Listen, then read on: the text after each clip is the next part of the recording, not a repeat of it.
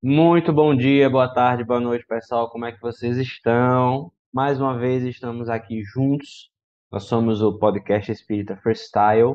Não somos freestyle porque nós fugimos de Kardec. Somos freestyle porque nós falamos sobre qualquer tema à luz da doutrina espírita, à luz do que codificou Allan Kardec, o filósofo que estudou o conhecimento dos espíritos, o conhecimento através dos espíritos. E hoje, já dando bom dia a Belle, bom dia Mauri, bom dia Belle, Bom dia a todos, bom dia, boa tarde, boa noite. Estamos aqui novamente. Espero que vocês gostem do tema de hoje. bom dia Mauri.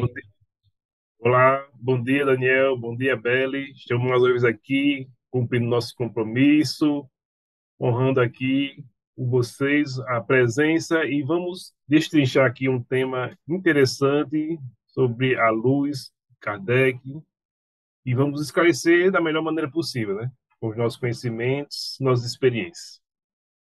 Pois é, todos nós ainda estamos aprendendo, né?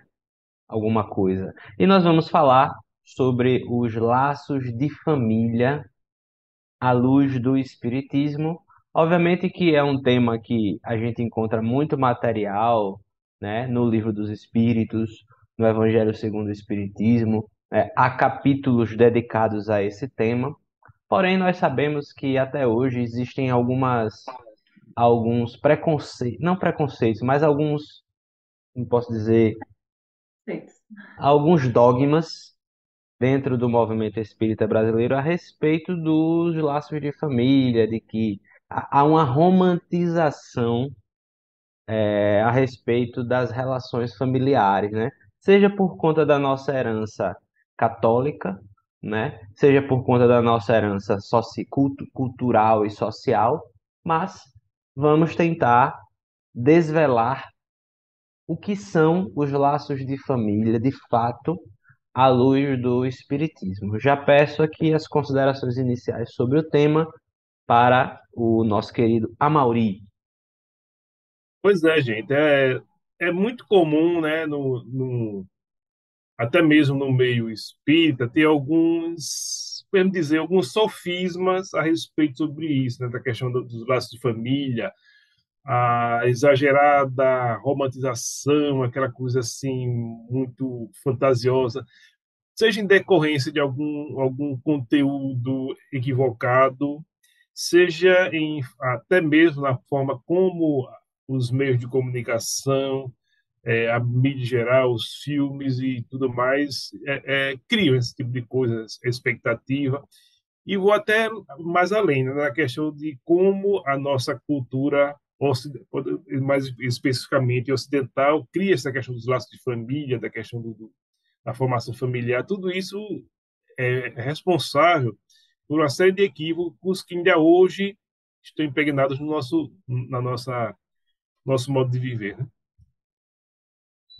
Exatamente. E também peço aqui a Belle as considerações iniciais dela a respeito do tema. É um tema polêmico, como a gente falou, assim, porque mexe com um núcleo, né, que a gente romantiza, que a gente tem dificuldade de fazer uma análise um pouco mais crítica, se a gente for, mesmo baseado no que o Espiritismo explica, no que o Espiritismo prega, né? A gente ainda tem a necessidade de passar alguns véus, né?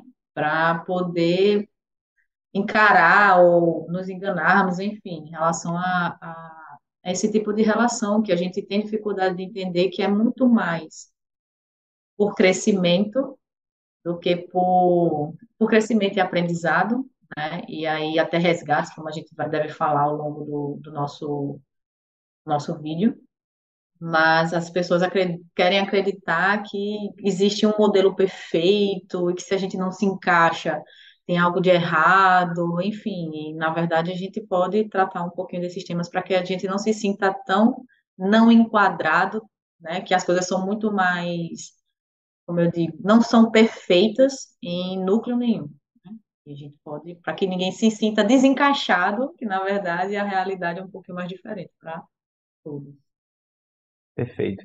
Antes de mais nada, eu gostaria de dizer que nós não estamos aqui querendo atacar os laços de família, né? Dizer que eles são, enfim, superficiais, ou que não existem, ou que nós não devemos honrar pai e mãe, como diz o Evangelho, né?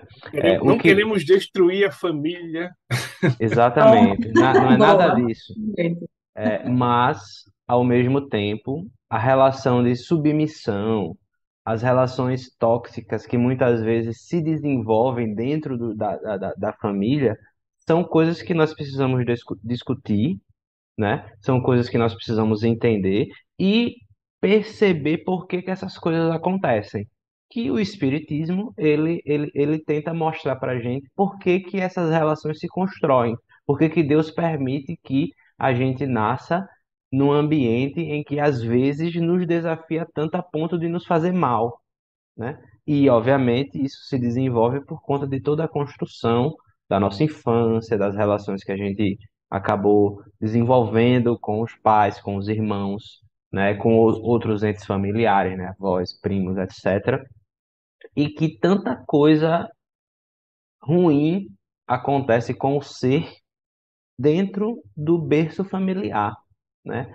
Tantos e tantos exemplos de pessoas que são abusadas sexualmente, por exemplo, por familiares, né? Tantos e tantos exemplos de pessoas que sofrem traumas por conta das relações familiares, enfim, né? São essas coisas que nós não queremos romantizar esse tipo de ação, dizer que esse tipo de ação é algo maravilhoso e que vai fazer com que a pessoa cresça.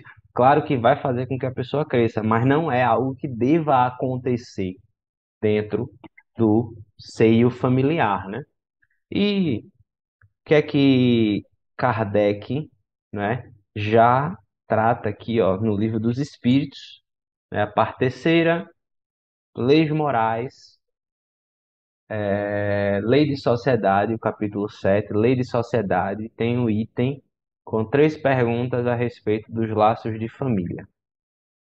A pergunta 773, Kardec faz assim: por que é que, entre os animais, os pais e os filhos deixam de reconhecer-se quando estes não mais precisam de cuidados? Pergunta super interessante, né? E os espíritos dizem: os animais vivem a vida material e não a vida moral, ou seja, vive a vida dos instintos, né? O instinto de apenas sobreviver. A ternura da mãe pelos filhos tem por princípio o instinto de conservação dos seres que ela deu à luz, né? De amamentar, de cuidar, de proteger. Logo que esses seres podem cuidar de si mesmos, está ela com a sua tarefa concluída. Nada mais lhe exige a natureza. Por isso é que os abandona, a fim de se ocupar com os recém-vindos. Né? É interessante, a natureza mostra que entre os animais os laços de família aparecem. Esses laços de cuidado, de ternura, existem até o momento em que o ser consegue viver por si próprio. Enquanto no ser humano nós percebemos que isso permanece até o fim, a ponto de, hoje em dia, a gente vê pessoas de 50 anos que moram com os pais, e não numa questão de morar com os pais para cuidar dos pais, mas os pais já ainda idosos cuidam da pessoa, né? Tipo, a pessoa nunca trabalhou na vida, né? Obviamente, estou dando um caso extremo, mas é interessante essa relação, né? E que de fato, muitas e muitas vezes acontece dos pais, hoje em dia, cuidarem tanto dos filhos, tanto tipo no tempo, né, em que os filhos muitas vezes não conseguem crescer, não conseguem arrumar um trabalho, não conseguem alugar uma casa para si, cuidar de uma casa, etc, etc, né? A gente conhece exemplos de pessoas que afirmam assim, tem uma pessoa com 25 anos que chega em casa e diz: a minha mãe não fez o jantar, eu espero a minha mãe chegar para minha mãe fazer o jantar, porque eu não sei fazer o jantar. A pessoa tem 25 anos e não sabe fazer uma comida. Interessante esse texto, a questão do instinto de conservação, né? Que ainda estava incipiente na questão até da evolução das espécies. É aquela coisa básica, né? para um ser vivo para conseguir se perpetuar, ele tem que cuidar da sua prole. Até porque os que não cuidaram da sua prole não deixaram descendentes, né, para poder continuar a espécie. Então, é isso a questão do próprio instinto de conservação. A partir do momento que o seu filhote vai conseguir viver sozinho, ele vai progredindo, né? Vai progredindo, vai viver sozinho. Interessante que você falou na questão dos filhos vivendo na casa dos pais, né? Porque até mesmo os estrangeiros, na Europa, vocês na Europa, na Irlanda, vocês devem ter observado isso com mais, uma maneira mais acurada. Que os estrangeiros, eles ficam impressionados com os brasileiros porque os filhos ficam adultos na casa dos pais, né? Que isso não é comum na Europa, nos Estados Unidos, né? Essa modo de viver do brasileiro, né? Aí você lembrou agora, que você falou justamente sobre esse tópico, né? Exato, assim, esses laços, né, essa proximidade que a gente acaba tendo, né, algumas relações dos pais, dessa dependência do próprio pai e da mãe, porque assim, quem é o adulto? Eu sempre falo isso, né? A oportunidade da criança de errar, do adolescente de errar, né? Ave Maria, eu fui uma adolescente super difícil, mas eu era adolescente, eu era jovem, eu não tinha uma mente pronta, né? Eu não tinha a consciência que eu tenho hoje, a experiência de vida que eu tenho hoje. Então, assim, cabia aos meus pais, né, me dar o direcionamento naquele momento, porque eles eram os adultos, né, da teoria. Então, assim, a gente às vezes fica cobrando da criança ou do jovem certa responsabilidade, certa maturidade que, na verdade, cabe aos pais. Né? Só que aí esses pais começam a esticar essa relação de infantilização das crianças que já não são mais crianças, né? Ou do jovem que já não é tão jovem, tanto que agora mudou, acho que mudou a categorização de quem é adolescente e jovem, aumentou a idade, porque as pessoas elas estão demorando para amadurecer, assim. Eu achei isso muito engraçado. Eu digo, poxa, na minha época não era assim, você jovem era até tal época, 18 anos você já era responsável por si, até 30 você já era adulto. E agora a adolescência esticou, a juventude esticou, tudo esticou, porque as pessoas elas estão muito ainda nessa relação, né, de dependência afetiva, muitas vezes não necessariamente financeira, do pai e da mãe, que a gente não pode explicar, porque cada caso é um caso, não dá para dizer, isso acontece por conta disso, né? Eu lembro que eu tive um professor na Irlanda que ele era norte-americano, assim, e ele falou que lá ou você realmente sai de casa jovem, né, assim, geralmente college, né, eles vão para a universidade, vão morar e tal. Se não é necessário, você já começa a trabalhar e pagar um aluguel, é normal, é cultural. Você começa a pagar um aluguel porque você está na casa dos seus pais, ocupando um cômodo, e lá, assim, aí a mãe toma conta, tem a roupa para lavar e tudo tal, então você está pagando um salário por estar lá, e é cultura deles. Na Irlanda, eles também saem de casa bastante cedo, começam a trabalhar também bastante cedo, ter responsabilidade cedo. A gente pode achar estranho, né? Tipo, a gente brasileiro pode tentar julgar, mas assim, é cultural, né? Cada sociedade funciona de uma forma. E eu acho que a gente também fica muito apegado por muito tempo e acaba atrapalhando um pouquinho, né? Eu acho, na minha opinião, em alguns casos, acaba atrapalhando um pouco o desenvolvimento de algumas pessoas, essas relações assim muito, muito, né, próximas. E falando em cultura, né? Lembrei até uma coisa interessante, né? Conceito de infância. Você falou da questão de que está mudando a questão da percepção de jovens e adolescentes, lembrando que até a época da Renascença não existia na Europa conceito de infância. Uma criança era um adulto em miniatura. Então trabalhava na lavoura lá, junto com o feudo. No começo da Revolução Industrial, as crianças também trabalhavam nas fábricas, né? E esse tipo de conceito de infância só foi surgindo a partir da depois da Revolução Industrial, né? Não era um adulto, era um adulto em miniatura. Era um esse detalhe Já também. tinha responsabilidade, né? Como você disse, já trabalhava, né? Já, interessante, não sabia não. Um dos argumentos dos donos de indústrias na época da Revolução Industrial, quando começou a proibição do trabalho infantil, é que proibir o trabalho infantil iria quebrar a economia.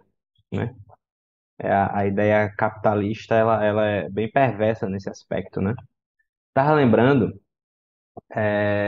tava no, quando eu trabalhava em Maceió, numa das escolas, a escola promoveu uma palestra com um psicanalista, né, um psiquiatra, muito interessante, em que ele cuidava de jovens e pais de jovens, né? E ele dizia assim: vocês que estão aqui hoje, vocês estão de parabéns porque vocês sobreviveram aos vossos pais. Porque os vossos pais eram pessoas que educaram vocês, deram o melhor, mas eles não faziam a menor ideia do que estavam fazendo, né? E que os pais são assim, tipo, não fazem a menor ideia do que estão fazendo, porque a gente não aprende como é que cuida de alguém. A gente, enfim, vai, né? É por isso que você tem três, quatro, cinco filhos, os cinco vão ter personalidades diferentes. O mais novo, tem três filhos. O mais novo, o pessoal tem o preconceito no sentido de o mais novo é desenrolado. Por quê? Porque há a noção de que o primeiro ele foi um mais mimado, porque teve mais cuidado, porque não sei o quê. O do meio é assim, o mais novo é mais desenrolado, porque sempre foi mais largado, né? Tem isso. E ele contou uma história muito interessante de um. Diz que um cara escreveu um livro sobre 10 leis de como educar os filhos. Aí o livro fez sucesso. Ele começou a fazer umas palestras sobre isso e até ele ter o primeiro filho. Quando ele teve o primeiro filho, ele mudou o título da palestra para 10 princípios de como educar os filhos. Aí ele teve, né, continuou dando palestra até ele ter o segundo filho. Aí ele mudou para 10 sugestões de como educar os filhos. Quando ele teve o terceiro filho, ele parou de dar palestra, porque ele percebeu que não há um direcionamento lógico que seja assim alinhado com a perfeição que vai dar certo, porque o ser humano, ele tem Raul Seixas dizia, né? Cada um de nós é um universo, tipo, um mundo de complexidade. É um mundo de complexidade. Esse estreitamento, né? Esse estreitamento que existe entre aquele que cria e aquele que é criado é muito interessante porque aquele que cria, ele começa a ter uma função daquela pessoa depende de você em todos os sentidos, né? A sobrevivência daquela pessoa que ali começou a nascer depende muito de você que está cuidando. E quando essa pessoa começa a crescer, né, e ela vai se desvinculando, fica aquele sentimento muitas vezes nos pais de vazio, né? Há até o síndrome do ninho Vazio. vazio, né? É muito disso, né? E, ao mesmo tempo, para o que era criado, também tem aquela sensação de insegurança, tipo, e agora, né? Eu que vou cuidar de mim mesmo. E equilibrar isso é algo que, enfim, ninguém tem a solução mágica para isso, né? Bom, Parece o síndrome do ninho vazio, que eu, uma vez por semana, almoço lá na casa da minha mãe. Na verdade, eu não almoço, eu levo meu almoço para lá. almoça junto com sua mãe, né? É, almoço junto com ela, uma vez por semana, pelo menos. E tem um morador aqui no prédio também, que ele faz isso também, que ele almoça uma vez por semana com a mãe dele, coisa assim. Dando Ah, quando, prazer. quando eu estava em Maceió, quase toda semana eu ia na casa dos meus pais também para almoçar ou passar uma tarde com eles. Isso é saudável para todo mundo, né? Isso é saudável para todo mundo. Vamos ver o que é que Kardec fala mais aqui na continuação, né, na pergunta seguinte. É a pergunta 774. Há pessoas que, do fato de os animais, ao cabo de certo tempo, abandonarem suas crias, deduzem não serem os laços de família entre os homens mais do que resultado dos costumes sociais, e não efeito de uma lei da natureza. Que devemos pensar a esse respeito, né? Há pessoas que dizem, observando, fazendo essa analogia com os animais, dizem que os laços de família no ser humano é um costume social. Que devemos pensar a esse respeito? Aí os espíritos dizem: diverso do dos animais é o destino do homem. Por quê? Então, querer sempre confundi-lo com eles. Há no homem alguma coisa a mais além das necessidades físicas, há a necessidade de progredir. Os laços sociais são necessários ao progresso, e os de família mais apertados tornam os primeiros. Eis porque os segundos constituem uma lei da natureza. Quis Deus que, por essa forma, os homens aprendessem a amar-se como irmãos. Interessantíssimo, né? Tipo, os laços sociais e os laços familiares existem como um mecanismo de progresso, né? Os laços sociais, no caso do respeitar as leis que existem, né? E as leis, elas aparecem numa questão de demonstrar qual o caminho que a gente precisa seguir, né? E é interessante que, por exemplo, o respeito ao ser, independentemente do que seja. No Brasil existe a lei contra o racismo, contra a homofobia, a transfobia, etc., né? Tudo num pacote só. Do respeito ao ser, respeito à liberdade religiosa, também existe essa ideia. É do respeito ao ser, independentemente de quem seja. E a lei humana, ela tenta, né? No progresso, a gente percebe que ela se aproxima muito disso que a gente estuda, né? E os laços de família, tipo, você não pode, por exemplo, constituir certas relações com seus pais. Tipo, a mãe não pode casar com um filho, né? Por exemplo, porque isso constitui uma relação familiar que é incompatível. Até a biologia, né, mostra, às vezes primos, por exemplo, é muito comum irmãos terem filhos e os filhos nascerem com alguma deficiência, né? É, Era muito comum nas famílias europeias, né? Como, por exemplo, os Habsburgo, né? Que tinham problemas genéticos seríssimos, né? sim, exatamente. Exatamente. E a lei humana, o progresso da lei humana, ela muitas vezes se aproxima com essas ideias, né? Para nos mostrar que a gente precisa, existem limites que a gente não pode ultrapassar, né? E existem relações que a gente precisa aprender a respeitar, né? Aprender a mantê-los num local que a gente pode dizer que seja um local sagrado. E interessante a questão falar ali dos laços de família, levando em consideração o laço de família e o progresso espiritual. Por que é importante esse progresso espiritual? Porque é o seguinte, a gente vai progredir, a gente tem que conviver com outras pessoas. Porque nas grandes metrópoles é onde surgem mais as inovações. É porque nas metrópoles vocês se encontram, as pessoas se encontram e há uma maior troca de informações, de conhecimento e tudo mais. É mais do que, por exemplo, uma cidade isolada. Por exemplo, a gente vê as séries apocalípticas, né, de pandemia, de zumbis e tudo mais. A gente percebe que um dos grandes problemas ali, dos vários, um dos grandes problemas é o isolamento, porque as pessoas não têm onde se comunicar e então elas ficam isoladas, então elas não têm troca de conhecimento. É um dos grandes plots dessas séries também de ficção. E houve até um caso na Oceania também, né, que teve um povo lá da Austrália, que ele foi para uma das ilhas ali da Oceania, ali próximo da Austrália, parece que foi durante a última era do gelo. Então, quando a ponte que ligava o continente com essa ilha derreteu, esses povos ficaram isolados. Mas aí, como esses povos ficaram isolados nessa ilha, não teve mais contato com o continente australiano, então eles começaram a esquecer algumas coisas, como, por exemplo, é, fazer alguns tipos de instrumentos. Então, os arqueólogos viram que em determinado momento eles tinham esse conhecimento e depois de uma certa era perceberam que eles não tinham mais como fazer esse conhecimento tinha se perdido, porque não tinha mais intercâmbio entre os povos do continente e dessa ilha. Isso é uma coisa interessante, a questão de como é importante a gente conviver em sociedade para poder a gente trocar conhecimentos, trocar ideias, né? Exatamente, assim, quando eu penso na construção da família, né, à luz do que eu aprendi no Espiritismo, é assim, a gente às vezes pensa, eu nasci na família errada, né, porque a família de comercial de margarina não tem esses problemas, né?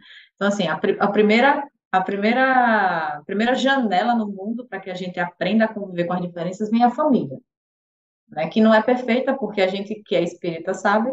Vamos lembrar, eu sempre gosto de relembrar, estamos no segundo mundo da escala evolutiva, né? Mundo de provas e expiações. A gente não sabe nem há quanto tempo a gente está aqui, há quanto tempo a gente saiu do anterior. Então, assim, a gente ainda é muito, muito embrutecido, né? Dessa relação. A gente falou agora. Ah, antigamente era comum as pessoas casarem entre os seus entes familiares, assim. Vamos colocar dessa forma. Então, se era normal, crianças que eram adultos, né, que não eram considerados crianças, eram normal um casamento de pessoas com uma diferença grande de idade. Então, assim, agora que as coisas estão deixando de ser normais. É assim, então a gente está começando a dar nome para essas coisas, assim, lógico, há uns anos, de uns anos para cá. Nós estamos começando a dar nomes a essas coisas, nós estamos começando a dizer que isso não é certo, que esse tipo de relação tão próxima entre entes familiares não está correto. Então, assim, mas até que isso se limpe, exige uma paciência e uma educação ainda muito grande da sociedade. E a não tolerância em relação a isso é de fato essencial, né? Para que as coisas continuem sendo respeitadas ou que essas relações comecem a mudar de fato, né? Para não gerar tantos danos. Mas a família ela é a primeira janela e ela não é perfeita.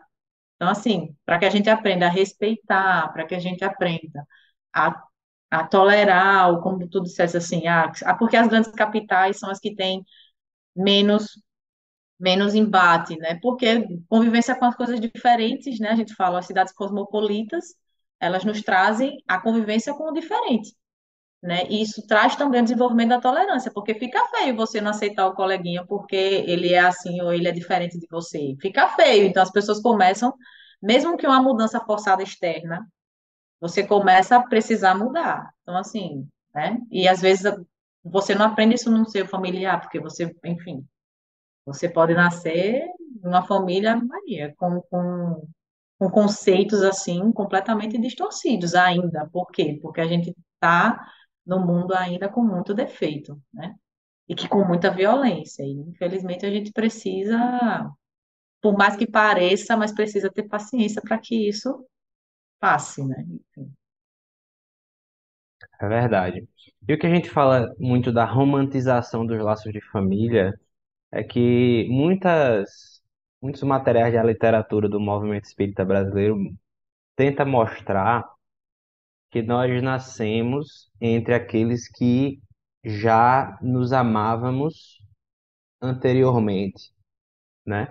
Mas a gente sabe que nós estamos na matéria para progredir. E o progresso, muitas vezes, no nível que nós estamos, ele acontece com os obstáculos. Então, a sintonia que existe entre nós, dentro da nossa família, muitas vezes é a sintonia de precisarmos evoluir juntos. Eu oferecer algo, algum obstáculo àqueles que eu estou mais próximo, e eles a mim, e a gente, né, a gente precisa sempre buscar mecanismos para que essa convivência fique saudável. E esses mecanismos nos ajudam a crescer, né? Não é a sintonia que existe, não é somente a sintonia de nós nos amamos infinitamente, né? Mas é a sintonia de estarmos aqui juntos para cada um ajudar a progredir. E há um texto no Livro dos Espíritos, eu não me lembro agora qual é a pergunta, mas que demonstra que aquele que é mais evoluído que o filho, por exemplo, está para ajudar o filho a progredir, para instruir. E o contrário também acontece, né? De que o filho às vezes é mais evoluído que o pai, o que a mãe, e o filho ajuda, dá exemplos aos pais para que o pai possa crescer. E muitas vezes acontece que os dois estão no mesmo padrão, um precisa aprender uma qualidade A, o outro precisa aprender uma qualidade B, um precisa aliviar um defeito C, o outro precisa aliviar um defeito D, e juntos essa conexão, né? Essa conexão faz com que eles nasçam na mesma família, um seja o pai e o filho do outro, outro seja né? E há muitas também, muitos romances espíritas que mostram, né, o oposto, né? De pessoas, um assassinou o outro e nasce junto, aquela coisa assim, né? Tipo, eu não gosto. O- Às, ve- Às vezes a pessoa, né, lê uma coisa assim e diz, poxa, eu acho que eu matei meu pai, eu acho que eu matei minha mãe, porque eu não consigo entender ele, tipo, a gente trata um exemplo como se fosse uma verdade absoluta, né? Aí, o que a gente fala de não romantizar ou não levar tudo ao pé da letra é exatamente essa questão, né? De nós tentarmos separar os, os desiguais.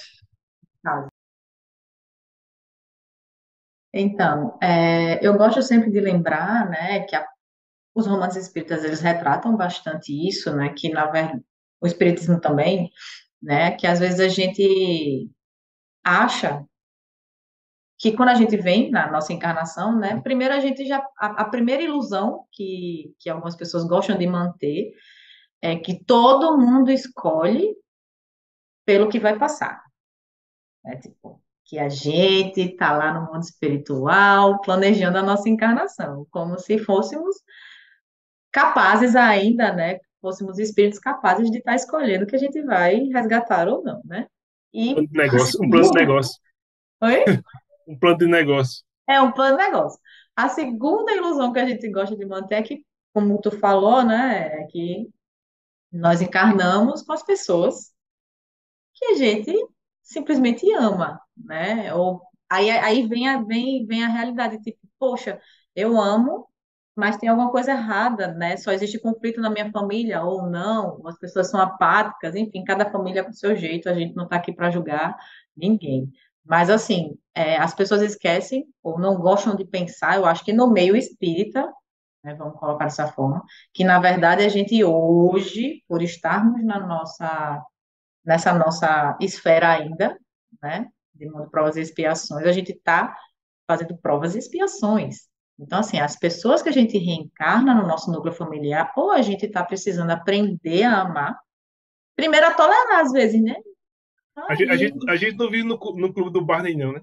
não, a gente não vive no fundo do Barney, cara. A gente, tipo, a gente temos casos gravíssimos, não são todos, não é regra. Casos gravíssimos de pessoas que estão aprendendo primeiro a tentar conviver no mesmo ambiente, tipo, nem consegue ainda nem se amar, nem se tolerar. Então, assim, são casos, né, que são casos de pessoas que já são, que é uma parte mais extrema, que estão precisando ainda ali aprender a se entender, a conviver. Então, assim, não é incomum, né? Não é incomum, mas não é a regra. Existem pessoas que estão com os resgates um pouco mais leves, né? Não eram inimigos numa vida passada, mas eram pessoas que não se davam muito bem. Então, assim, esse é um núcleo familiar que nós temos, assim, de pessoas que estão precisando ainda fazer mais resgates do que só provas, né? Então, assim, aí por isso que o nosso núcleo familiar ainda é a primeira, né, barreira que a gente tem, assim, de convivência, né, de prova que a gente tem, de expiação que a gente tem, e infelizmente acontece muita coisa ainda, muita coisa que a gente hoje começa a ver como ruim. Cada caso é um caso, né? Cada caso é um caso. Tem a última pergunta, eu não vou nem passar para aqui para a gente ver, porque é bem curtinha. Ela fala assim: qual seria para a sociedade o resultado do relaxamento dos laços de família? Aí a resposta: uma recrudescência do egoísmo. Agora, o que é uma recrudescência? Eu não sei. Deixa eu ver aqui. O Amaury já sabe, certeza. E Eu aí, faço ideia, mas Recrudescência. Segundo o dicionário online Priberan, recrudescência é um nome feminino, ato ou efeito de recrudescer. Qualidade do que se torna mais intenso, do que é recrudescente. Intensidade maior dos sintomas, ou seja, iria intensificar o egoísmo na sociedade. E de fato, né, se a gente parar para pensar, os laços de família nos ajudam a compartilhar as coisas, né? A gente, toda vez quando vivemos num ambiente familiar, a gente não pensa somente na gente, né? Se por acaso a pessoa que vive num ambiente familiar pensa somente nele ou nela, é com certeza um ambiente familiar muito mais tóxico do que os normais, né? Que quase todo ambiente familiar há problemas, não quer dizer que seja tóxico, né? Mas há problemas, então há muito mais problemas do que os outros se a pessoa só pensa em si, né? E de fato faz muito sentido essa resposta. Há um texto, esse eu vou compartilhar, que dessa vez é no Evangelho, né? No capítulo 4 que fala: ninguém poderá ver o reino de Deus se não nascer de novo, o Evangelho segundo o Espiritismo, né? Que é o capítulo do Evangelho que trata muito sobre a reencarnação, né? Trata muito sobre a reencarnação, e tem um textinho, né? Se não me engano, deixa eu ver se é as instruções. Não, não, é ainda de Kardec. Fala: a reencarnação fortalece os laços de família, né? Ao passo que a unidade da existência os rompe. É um texto relativamente grande, mas a gente pode ler alguns tópicos, né? Por exemplo, aqui Kardec começa: os laços de família não sofrem destruição alguma com a reencarnação, como o pensam certas pessoas.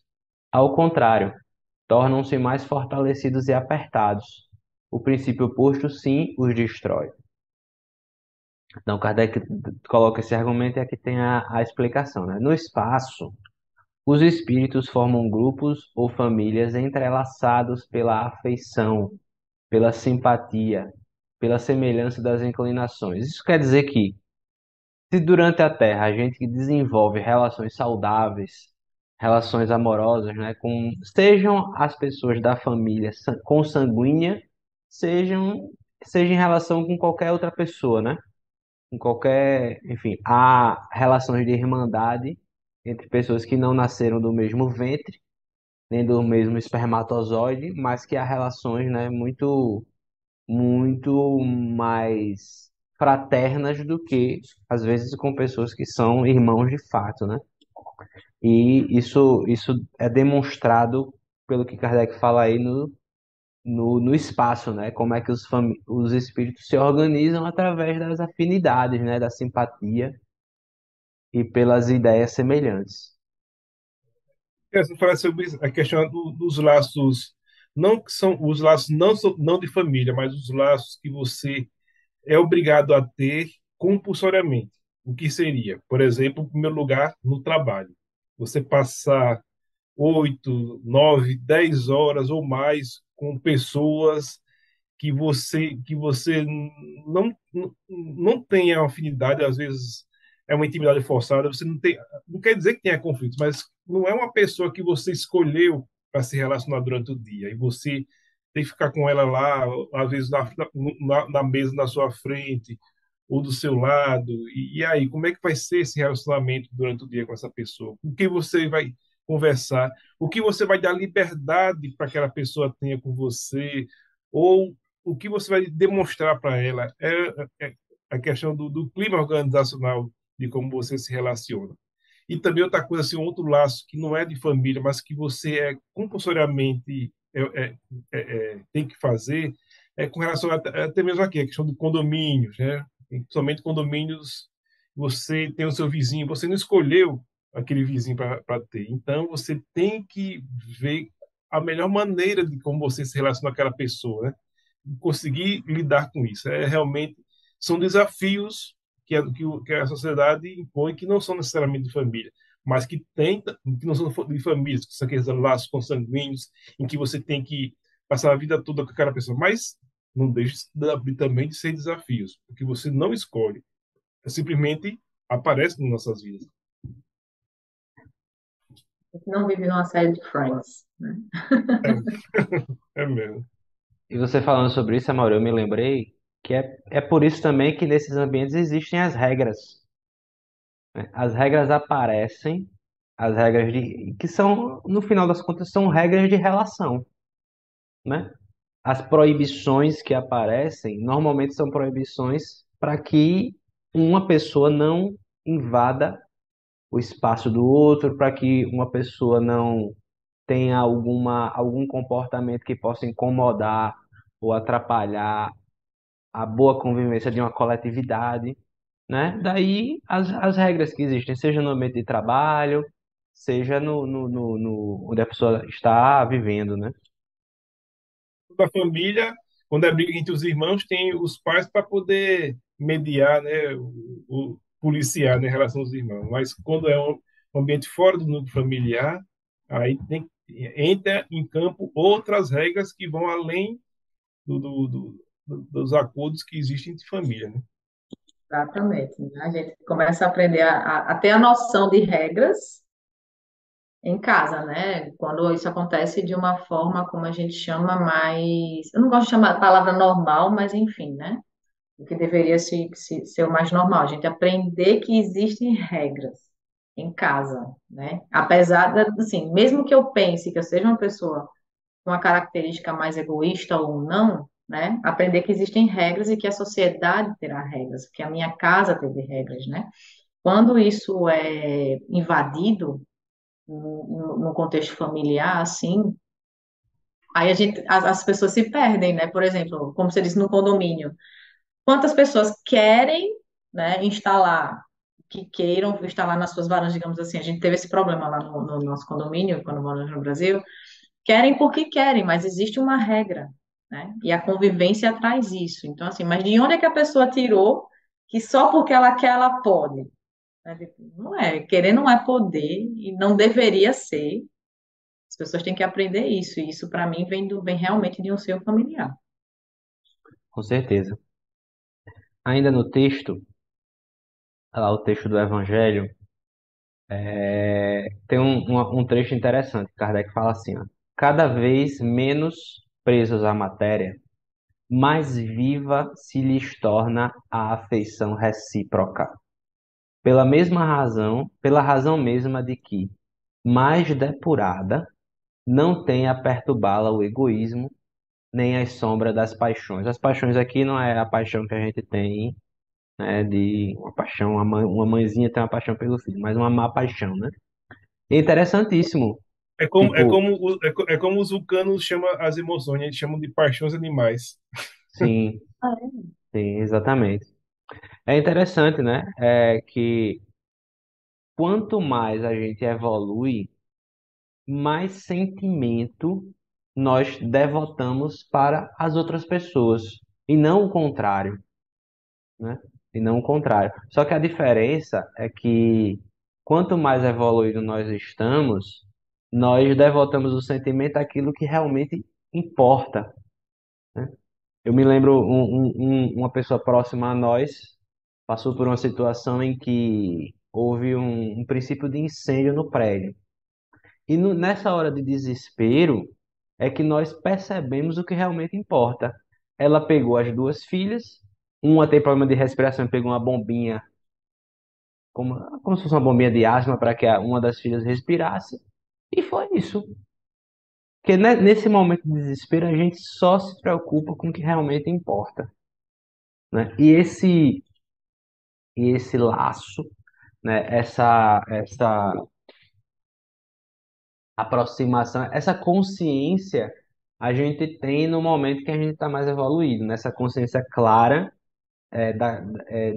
seja das relações, né, enfim, deixar próximo a mim quem me faz bem, né, e aquele que não está no mesmo nível. Quando eu digo nível, não é porque está abaixo, mas pode ser acima também, né?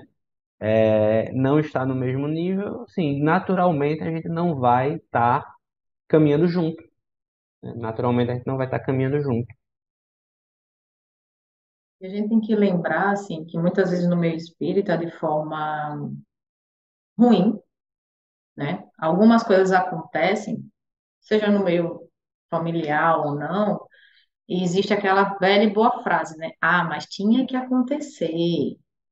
Ah, mas porque trouxe algum benefício? Não, mas é porque a pessoa precisava passar, né? E quando a gente vê algumas pessoas do meio espírita defendendo atrocidades, anormalidades e com a desculpa de não, mas precisava acontecer, né?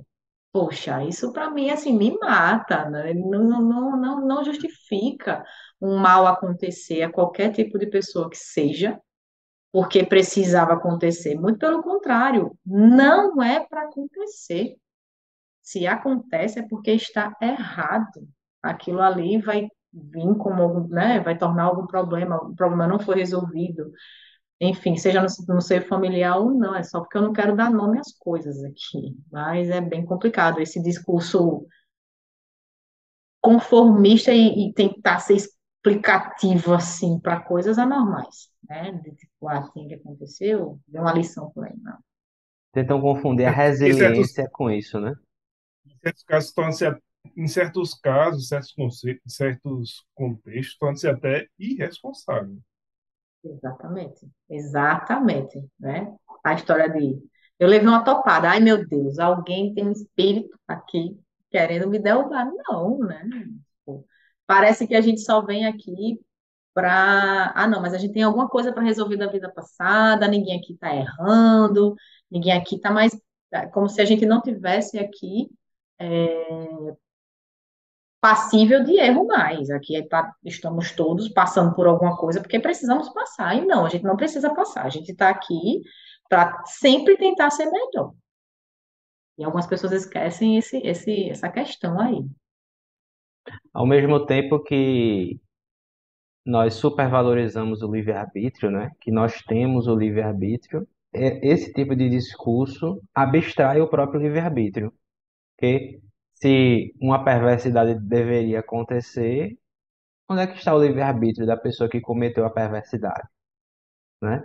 E se deveria acontecer, por que que a pessoa que cometeu a perversidade vai, entre aspas, pagar? Pagar, né? Entre aspas. Tipo, não tem que acontecer. Em algum momento esse ciclo de maldade precisa parar, né? Vai parar. E no momento em que eu escolher não pagar o mal com o mal, né? No momento em que eu escolher isso, tu vai parar. É interessante isso, realmente.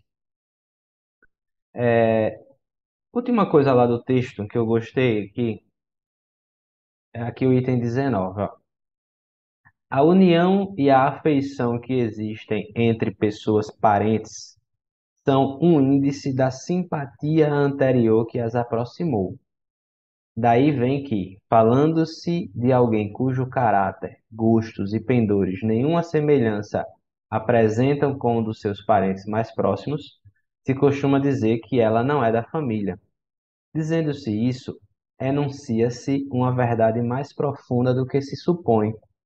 Deus permite que, nas famílias, ocorram essas encarnações de espíritos antipáticos ou estranhos, com o duplo objetivo de servir de prova para uns e, para outros, de meio de progresso.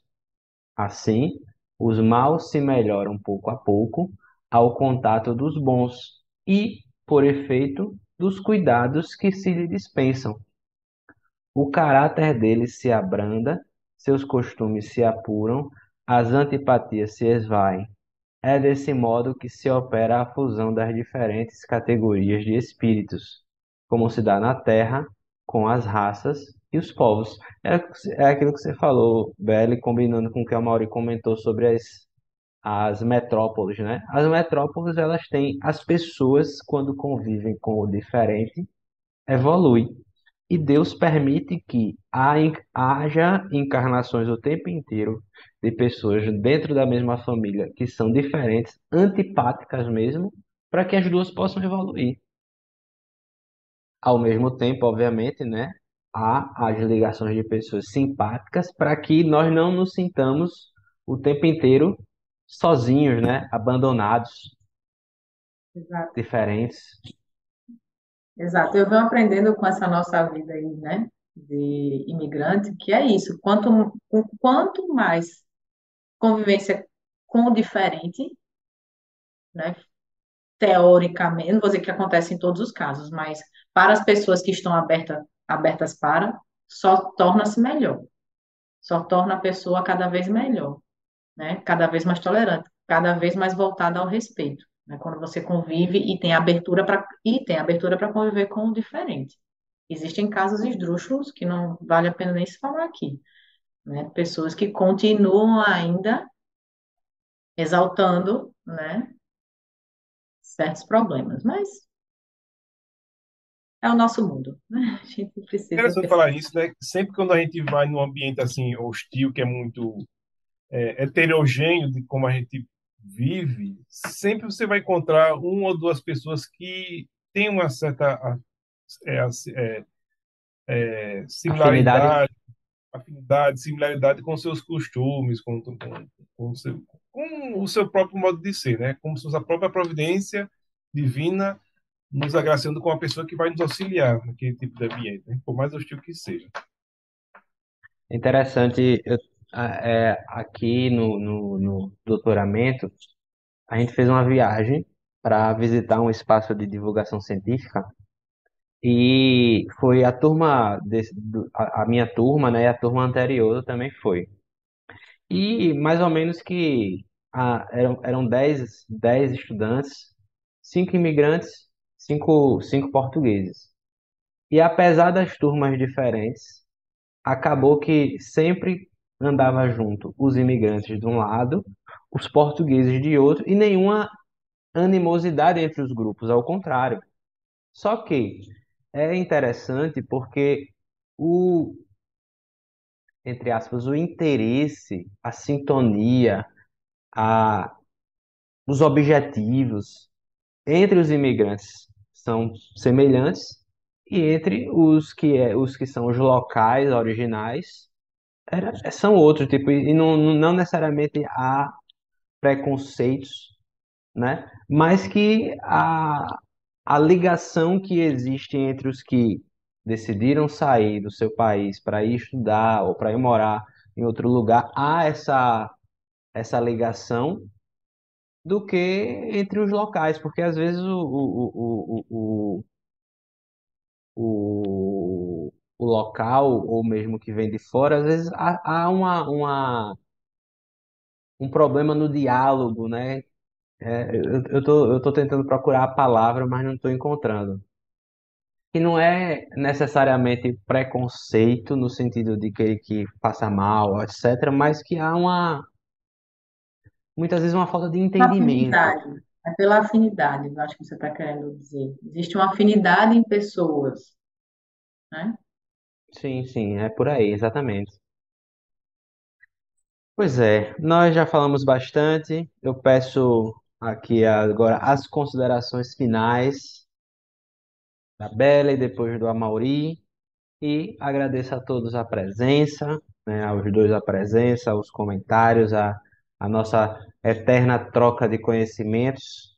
E assim a gente vai nos melhorando e, enfim, né, buscando compartilhar cada vez mais um bom conteúdo saudável, um conteúdo que nos ajude a refletir sobre as nossas ações, sobre os nossos pensamentos, refletir sobre aqueles que estão caminhando conosco, né? Principalmente aqueles que são diferentes de nós, o quanto que eles ou elas nos ajudam a crescer, a melhorar, a sermos mais tolerantes, a sermos indulgentes e a praticar sempre, né, a caridade que nós precisamos o tempo inteiro.